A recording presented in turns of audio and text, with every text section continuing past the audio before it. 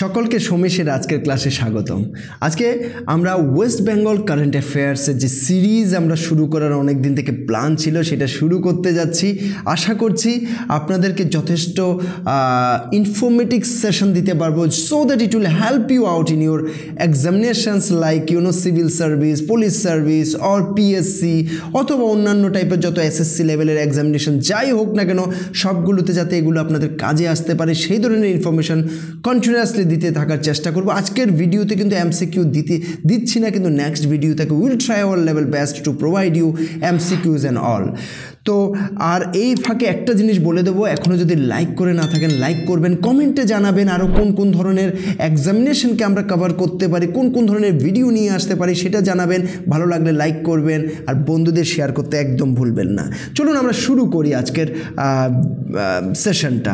প্রথম যে নিউজটা নিয়ে আমরা কথা বলতে যাচ্ছি সেটা হচ্ছে বেঙ্গল হেলথ ডিপার্টমেন্ট যেটা আছে সেটা কিন্তু টি এর বিভিন্ন স্যাম্পলকে টেস্ট করছে, সেটার উপর সেফটি স্ট্যান্ডার্ডটা ঠিক আছে কিনা সেটা দেখার জন্য। তো এইটার জন্য কি হয়েছে জানেন, এফএসএসআই মানে food safety and standards authority of India যে ওনারা রিসেন্টলি সমস্ত মেট্রোতে একটু রিসার্চ করেছেন and they found that non compliance আছে যত ধরনের টি, ইভেন মেজর ব্র্যান্ডগুলোতে কিন্তু নন কমপ্লায়েন্স আছে, which is very bad for the health of our general citizen যারা কনজিউমার্স আছে ওনাদের ক্ষেত্রে। তো সেটা আলটিমেটলি সেটা কন্ট্রোল করতে হবে। সেটা কন্ট্রোল করতে গেলে সেটার প্রপার রিসার্চ করে সেটার রিয়েল সিচুয়েশন কী আর সেটাকে কী করতে হবে সেটা ডিসাইড করতে হবে। সেটার জন্যই অলরেডি গভর্নমেন্টের তরফ থেকে চিফ মেডিকেল অফিসার যারা আছেন ওনাদেরকে কিন্তু অলরেডি ইনস্ট্রাকশন করে দেওয়া হয়েছে যে যাতে করে ফুড সেফটি কমিশনের আন্ডারে যারা আছেন ওনাদেরকে যাতে করে 30 এপ্রিলের মধ্যে ওনারা যাতে যত ধরনের ইন্সপেকশন হোক, অ্যাওয়ারনেস হোক, যা যা করার সব কিছু করে নেন। ওকে, আর ফাইনালি রিপোর্ট যাতে ওনারা 15 মের ভেতরে দিয়ে দেন, কারণ এইসব জিনিসকে খুব সিরিয়াসলি নেওয়া দরকার। আমরা যদি ওয়েস্ট বেঙ্গলের হিসাবে দেখি খুব বেশিরভাগ মানুষ কিন্তু সেখানে চা পান করছেন, সেখানে যদি এই ধরনের প্রবলেম থাকে চাতে সেটা কিন্তু খুবই ব্যাড ইফেক্ট ফেলতে পারে ওভারঅল সোসাইটিতে। নেক্সট যদি আমরা যাই সেটা হচ্ছে 1 মার্চেরই আরেকটা নিউজ, সেটা হচ্ছে আরামবাগে পিএম মোদি উনি প্রায় 7,000 crore-এর বিভিন্ন ধরনের প্রজেক্ট, এখন প্রজেক্টগুলোর মধ্যে অনেকগুলো কিছু কয়েকটা আমরা এখানে ডিসকাশন করব বলবো, সেগুলো উনি কিছু ইনোগ্রেট করেছেন, কিছু কি করেছেন ফাউন্ডেশন স্টোন উনি স্থাপন করেছেন। ওকে, এর মধ্যে অবশ্যই আপনারা অনেকগুলো অলরেডি জানেন, আমরা এর আগে একটা ভিডিও বানিয়েছি এই যে টানেলটা নিয়ে অলরেডি ভিডিও বানানো হয়েছে। তো সেই জন্য এখন আর এগুলো প্রজেক্ট নিয়ে আর ডিসকাশন করার এখানে কিছু নেই, ঠিক আছে। তো আলটিমেটলি টোটাল মিলিয়ে 7,000 crore-এর করা হয়েছে। আগে গেলে আপনারা কয়েকটা প্রজেক্ট সম্বন্ধে অলরেডি জানতে পারবেন, সেগুলো সম্বন্ধে আমরা কথা বলবো। নেক্সট যদি যাই নর্থ বেঙ্গলে কিন্তু 233টা লিওপার্ড পপুলেশন বাড়তে এই লেভেলে পৌঁছে গেছে, হুইচ ইজ রিয়েলি গুড। একটা সময় ছিল যখন সেটা অনেকটা কমে গেছিলো, গভর্নমেন্টের তরফ থেকে এগুলোর উপরে বিভিন্ন ধরনের কাজ শুরু হয়ে গেছিলো, আর অনেক ধরনের ইভেন অ্যাডভার্টাইজমেন্ট বাগেরা পর্যন্ত চালানো হয়েছিল যাতে করে people will become more aware about this thing and they will also help in different ways. তো ডিফারেন্টভাবে বিভিন্নভাবে গভর্নমেন্টের তরফ থেকে বিভিন্ন কিছু করা হয়েছে, যার জন্য ফাইনালি গিয়ে 233টা কিন্তু লিওপার্ড ওইখানে বেড়ে হয়ে গেছে। This is a good thing. Okay, এবার একটা খুব সুন্দর নিউজ, সেটা হচ্ছে innovative public bicycle sharing system PBSS। Okay, PBSS public bicycle sharing system যেটা আইআইটি খড়গপুর থেকে আবিষ্কার করা হয়েছিল। সেটাকে ডেভেলপমেন্ট করা হয়েছিল, সেটার 4th generation completely made in India. অবশ্যই সেটা আইআইটি খড়গপুরে অলরেডি চলছে। সেটার মেইন রিজনটা হচ্ছে ওনারা চাইছেন যে যাতে করে ওনাদের যে ক্যাম্পাসটা আছে সেটা কমপ্লিটলি গ্রিন এনার্জিতে চলে, সেটা ওনারা চাইছেন, সেজন্য এই ধরনের জিনিস নিয়ে এসছেন। এখন এটার মধ্যে একটা জিনিস হচ্ছে এখানে সফটওয়্যারের ব্যাপার আছে, হার্ডওয়্যারের ব্যাপার আছে, বিভিন্ন ধরনের ব্যাপার আছে। সেখানে ব্লুটুথের মাধ্যমে বিভিন্ন কিছু হচ্ছে, জিপিএসের মাধ্যমে হচ্ছে। তো অনেক রকম টেকনোলজি ইউজ করে, ক্লাউড সার্ভিস ইউজ করে, অ্যাপ্লিকেশান আছে, সেটা দিয়ে মানুষ কোথায় পার্কিং লট আছে আর কোন সাইকেলটা ওনারা ইউজ করতে পারবেন, কী ব্যাপার সব কিছু ওনারা করতে পারবেন। Even in a long term even IIT Kharagpur কি করতে পারেন, ওনারা ধীরে ধীরে কিন্তু এটাকে কমার্শিয়ালাইজও করতে পারেন বাইরের জন্য। ওনারা বলছেন যে যদি কেউ সেটাকে ইউজ করতে চান কোনো একটা এরিয়াতে, মানে কয়েক সপ্তাহের ভিতরে, মানে প্রায় 1 উইকের ভিতরে ওনারা কিন্তু সেটাকে ডিপ্লয় করে দিতে পারবেন, কারণ ওনাদের সমস্ত সিস্টেম ক্লাউড বেসড। আরেকটা হচ্ছে যে যদি হার্ডওয়্যার কিনা হয়ে যায়, বাকি জিনিস করাটা এত বড় ব্যাপার নয় ওনাদের ক্ষেত্রে, কারণ সব কিছু অলরেডি ওনারা করে ওনারা মাস্টার হয়ে গেছেন সেই ক্ষেত্রে। PM Modi addresses a Nari Shakti rally in Bengal and inaugurates the country's first underwater metro line. এই যে একটু আগে বলা হয়েছিল যে 7,000 কোটি টাকার এগুলোর মধ্যে বিভিন্ন ধরনের প্রজেক্ট আছে, এর মধ্যে যেমন এটাও একটা প্রজেক্ট। এটার মধ্যে যদি বলি 4,965 কোটি টাকা খরচা হয়েছে। এটা বেশি খরচা হওয়ার বড় কারণ হচ্ছে যে টানেল বানাতে গেলে টানেলকে সেভাবে বানাতে হবে। এনিওয়ে টানেলটার উপরে আমি অলরেডি একটা ভিডিও বানিয়েছি, আপনারা দেখে নিতে পারেন। সেখানে সমস্ত ইনফরমেশন, অনেক কিছু এক্সট্রা পরিমাণে ইনফরমেশন দেওয়া আছে। সেটা হাওড়া ময়দান থেকে এসপ্ল্যানেডের মধ্যে, তার মানে কলকাতা মেট্রো যে ইস্ট ওয়েস্ট করিডোরটা আছে সেটার মধ্যে সেটা থাকছে। ওকে, আর সেটা মানে যদি বলি যে সেটা first transit tunnel actually under any river, mighty river of India. Okay, তো আরেকটা হচ্ছে যে এটা যে মেট্রো স্টেশনটা আছে, হাওড়ার যে মেট্রো স্টেশনটা, সেটা কিন্তু নেশনস ডিপেস্ট মেট্রো স্টেশন যদি সারফেস থেকে দেখা হয়। ওকে, ইভেন টানেলটার যে রূপটা আছে সেটাও কিন্তু প্রায় 30 ফুট নিচে যদি আমরা জমিন থেকে দেখি সেখান থেকে। ওকে, আরেকটা হচ্ছে নর্থ বেঙ্গলেও কিন্তু বিভিন্ন কিছু করা হয়েছে, সেখানে ওনার বিভিন্ন কাজে উনি সেখানে গেছেন, সেখানে ফ্ল্যাগ অফ করেছেন। সেখানে উনি শিলিগুড়ি থেকে রাধিকাপুর যেটা হচ্ছে নর্থ দিনাজপুরে, সেখান পর্যন্ত নতুন ট্রেনও উনি শুরু করেছেন। ইভেন অন্যান্য বিভিন্ন প্রায় 3টা উনি ন্যাশনাল হাইওয়ে নতুনভাবে 4 লেন করার হিসেবে উনি লঞ্চ করেছেন।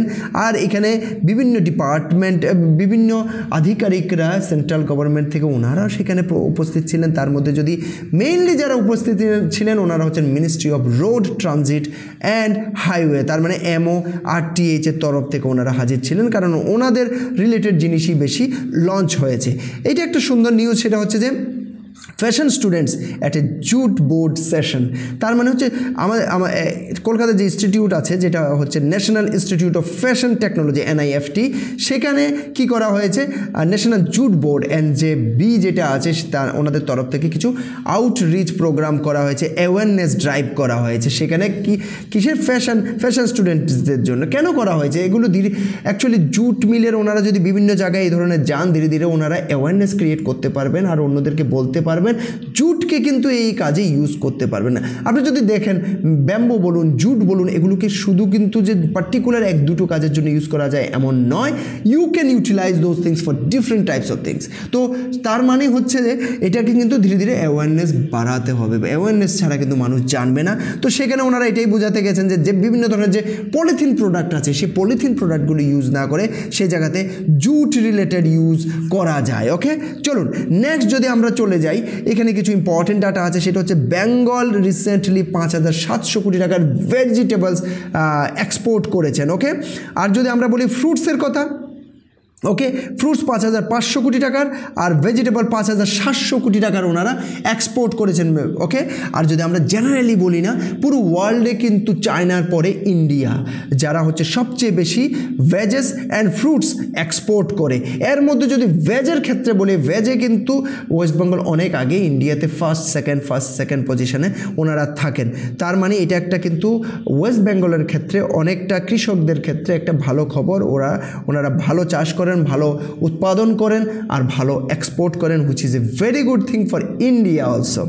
ওকে, আরেকটা হচ্ছে যে হাওড়ার যে আন্ডারগ্রাউন্ড যে মেট্রো স্টেশনটা, যেটাকে বলা হচ্ছে ডিপেস্ট মেট্রো স্টেশন যাকে বলা হচ্ছে, সেটা কিন্তু দুর্গা পূজার মধ্যে বিভিন্ন দিকে কানেকশন করে বিভিন্ন দিকে ট্রেন শুরু করার প্ল্যান হয়েছে। এটার কারণ কি, যদি আমাদের মানে মেট্রো করিডোর যেটা ইস্ট ওয়েস্ট মেট্রো করিডোর, যেটা run by Kolkata metro rail corporation limited, যেটা KMRCL যেটাকে আমরা বলছি, ওনারা বলছেন যে দুর্গাপূজার টাইমে প্রায় 7.5 লাখ ভিজিটার কিন্তু পার ডে কি নেবেন, মেট্রো ট্রেন নেবেন। আমার কাছে তো লাগে সেটা আরেকটু বেশিই হবে, সেটা এখানে কমই দেখানো হচ্ছে। আর এই জিনিসটা যদি এই যে হাওড়া স্টেশন থেকে যদি বিভিন্ন দিকে কানেকশন শুরু করা যায়, তো সেটার কন্ট্রোলটা কিন্তু অনেকটা ইজি হয়ে যাবে। তো সুতরাং সেজন্য ওনারা এই জিনিসটা প্ল্যান করছেন। ওকে, আচ্ছা, কমার্শিয়াল মেট্রো সার্ভিস, ওকে 15th থেকে কিন্তু কমার্শিয়াল মেট্রো সার্ভিস শুরু হওয়ার প্ল্যান ছিল, অবশ্যই শুরু হয়ে গেছে, হবে এতদিনে। সেটা হচ্ছে বিভিন্ন যে 3টা যে নতুন রুট করা হয়েছে, এই 3টা নতুন রুট কোথায় কোথায়, একটা হচ্ছে জোকা টু মাঝেরহাট, আরেকটা হচ্ছে কবির সুভাষ টু হেমন্ত মুখোপাধ্যায়, আরেকটা হচ্ছে হাওড়া ময়দান টু এসপ্ল্যানেড। এগুলোর মধ্যে যে রুটগুলো সেগুলো কিন্তু 15 তারিখ শুরু হওয়ার কথা, ঠিক আছে। আর এগুলোর প্ল্যান হচ্ছে প্রায়